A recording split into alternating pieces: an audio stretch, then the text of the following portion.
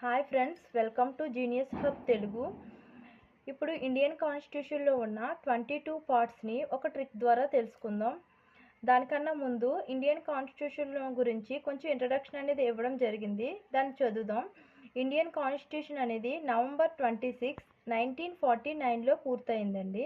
అయితే దానికి total time ఎంత తీసుకున్నారంటే 2 సంవత్సరాల 11 నెలల 18 రోజులు అనేది ఇండియన్ కాన్స్టిట్యూషన్ రాయడానికి టైం పట్టిందండి. సుమారు అయితే 60 దేశాల రాజ్యాంగాలను పరిశీలించారండి. మన ఇండియన్ కాన్స్టిట్యూషన్ లిఖించేటప్పుడు 60 దేశాల రాజ్యాంగాలను పరిశీలించారు. మొత్తం రాజ్యాంగ నిర్మాణానికి ఎంత ఖర్చు అయిందంటే 64 లక్షల రూపాయలు ఖర్చు అయిందండి.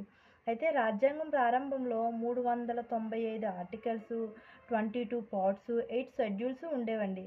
అయితే అది ప్రస్తుతం అనేకమైన మార్పులు, అమెండ్మెంట్స్ జరపడం వల్ల ప్రస్తుతము 470 ఆర్టికల్స్, 25 పార్ట్స్, 12 షెడ్యూల్ కింద ఉన్నాయండి.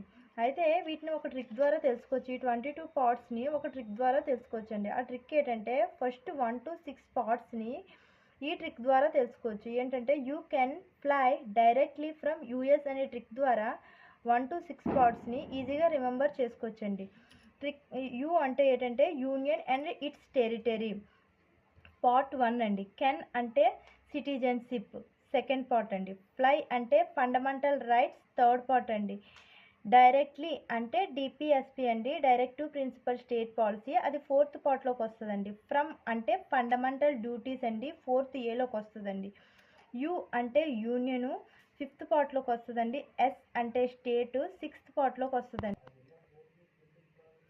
అయితే పార్ట్ 7 అనేది 7th కాన్స్టిట్యూషన్ అమెండ్మెంట్ యాక్ట్ ద్వారా 1976లో ఇండియన్ కాన్స్టిట్యూషన్ నుండి తొలగించడం జరిగిందండి. అంటే ఇప్పుడు ఇండియన్ కాన్స్టిట్యూషన్లో 7th పార్ట్ అనేది లేదనమాట. అయితే 8 to 11 పార్ట్స్ అనేవి ఈ ట్రిక్ ద్వారా గుర్తుంచుకోవచ్చండి. ఏంటంటే UP meet currently Shyam and Ram అనే ట్రిక్ ద్వారా 8 to 11 పార్ట్స్ అనేవి ఈజీగా రిమెంబర్ చేసుకోవచ్చండి. యూ అంటే union and territory, 8th part. P అంటే పంచాయత్, 9th పార్ట్. మీట్ అంటే మున్సిపాలిటీ, 9th ఏ. కరెంట్లీ అంటే cooperative societies, 9th B. Shyam అంటే schedule and tribe, 10th part. Ram అంటే central and state related, Ram అనేది రిలేటెడ్కి కూడండి, సెంట్రల్ అండ్ స్టేట్ రిలేటెడ్, ఇది 11th పార్ట్లోకి వస్తుందండి.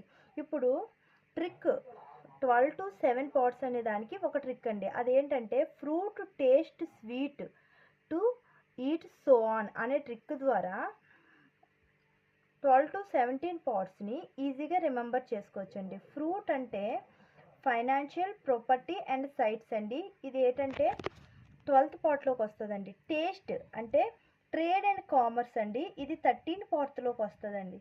స్వీట్ అంటే service under union and state, 14th పార్ట్లోకి వస్తుందండి. 2 అంటే ట్రిబ్యునల్స్, 14th ఏలోకి వస్తుందండి.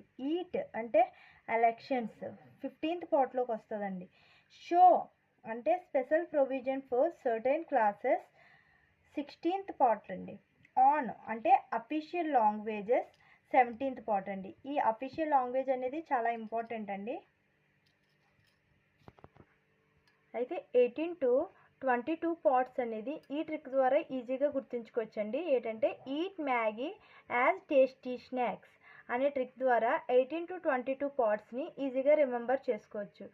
ఈట్ అంటే ఎమర్జెన్సీ ప్రొవిజన్స్, 18th పార్ట్ అండి. మ్యాగీ అంటే మిస్లీనియస్, 19th పార్ట్ అండి.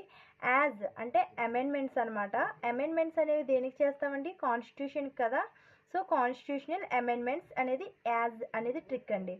టేస్టీ అంటే temporary and special provisions, 21 part అండి. స్నాక్స్ అంటే షార్ట్ టైటిల్స్ అండి, 22 పార్ట్స్ అండి. అయితే ఈ వీడియో మీకు నచ్చినట్లయితే ప్లీజ్ లైక్ చేయండి, షేర్ చేయండి, సబ్స్క్రైబ్ చేసి సపోర్ట్ చేయండి.